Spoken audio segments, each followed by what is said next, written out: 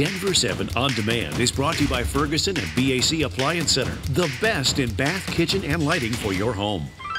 Good evening. I'm Ann Trujillo with the latest from Denver 7. Let's get you a first look at your weekend forecast. Here is Chief Meteorologist Mike Nelson. Thanks, Ann. We have some milder air coming in over the next few days. Pacific air instead of Canadian air. So temperatures back up above freezing by day. Some mountain snows come in late Saturday, early Sunday. We don't get it down here on the plains. Mountain snow again Monday, dry in Denver. Windy on Tuesday. And finally, we'll get a little bit of snow here in the metro area with slightly cooler weather next Thursday. Thank you, Mike. It's a suspense story that seems to have walked straight out of the pages of a mystery novel. An 87-year-old Aurora woman has vanished, seemingly without a trace, and police are tight-lipped about her disappearance.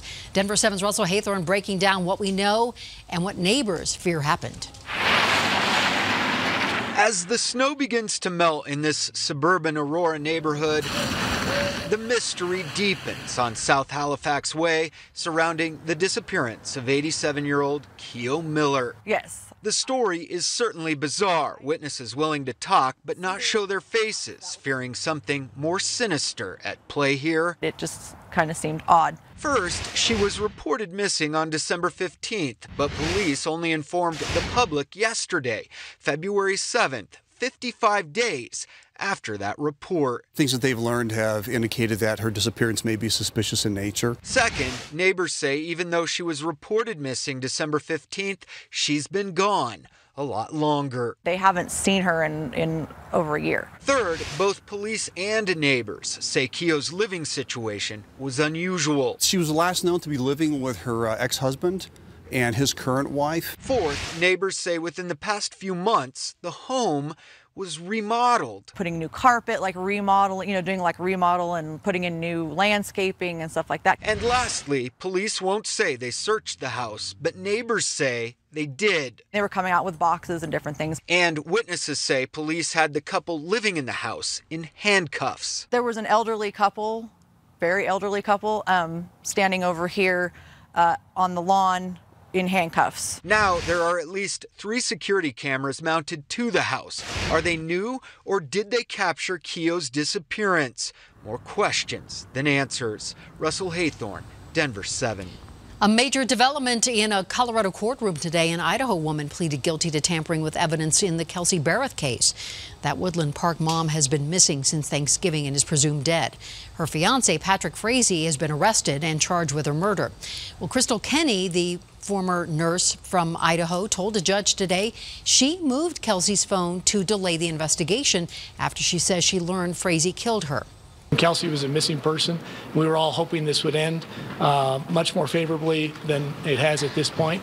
It's a horrible tragedy for their family, horrible tragedy for our community. And Kelsey's body still has not been found. Kenny could face up to 3 years in prison. Denver Public Schools hosting a job fair today to fill positions if and when the district's 4,300 teachers walk out of their classrooms and onto the picket lines Monday morning. DPS telling Denver 7 they have 1,500 substitute teachers in their database and have hired 300 more, many of whom have teaching experience. Right now, last-minute negotiations are going on between the district and the teachers union. They're hoping to have a deal before the deadline. Another deadline we're following closely comes 1 week from today. If Congress and the White House do not reach a deal on border security, the U.S. government will shut down again, leaving thousands of Colorado federal workers again without a paycheck. Skiers and snowboarders in Summit County got a late start today after a power outage left chairlifts at a standstill. Xcel Energy says they found an issue with a natural gas line that serves the county, and that is what left customers, including the resorts, without power. Xcel says there could be impacts into the evening hours, warning that if anyone smells a sulfur smell, that could be gas, and you're urged to leave your home immediately and call 911. RTD's A-Line will soon be a lot quieter. The city announced that quiet zones for the route have been approved. And those who live along the line say they will not miss the train horns. But the zones don't mean the trains will always be quiet. I have sat on the back patios of residents. I have stood in the hotels along Quebec and the airport corridor, and I have listened as horns have blared all hours of the day and night. Quiet zones were delayed because of software problems controlling those crossing arms, and RTD says those issues have now been resolved. Meanwhile, RTD says it won't open the G line until they get quiet zones approved along the route. That line, which goes from Union Station to Arvada, recently received approval to begin operations. Aurora police are continuing their investigation into the derailment of the R line that seriously injured a passenger. You might remember Denver 7 covered this crash extensively. The woman was thrown from the train. At the time, police told us speed and weather were being considered as factors. An official cause still has not been determined, and we will continue to press Aurora Police and RTD for answers. And Colorado is one step closer to having an In-N-Out burger. The California burger chain has officially purchased land in Colorado Springs. 2 sites have been bought, one for a restaurant, another for a distribution center. An opening date has not yet been set.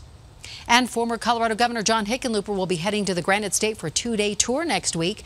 New Hampshire is where the first presidential primary will be held next year. Hickenlooper will be meeting with working families and college students. The former governor has not yet announced if he's running for president, but says he will be making his announcement very soon.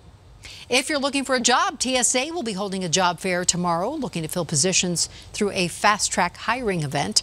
TSA says this event will allow applicants to complete multiple application steps all in one day. If you're interested, it's at the TSA offices in Aurora, starting at 8 a.m. until 1 p.m. And just be sure to bring 2 valid forms of ID if you plan on applying. This has been your Denver 7 On Demand update. Thank you so much for joining us, and check back here later tonight for another update, and download the Denver 7 app for breaking news and alerts. I'm Ann Trujillo.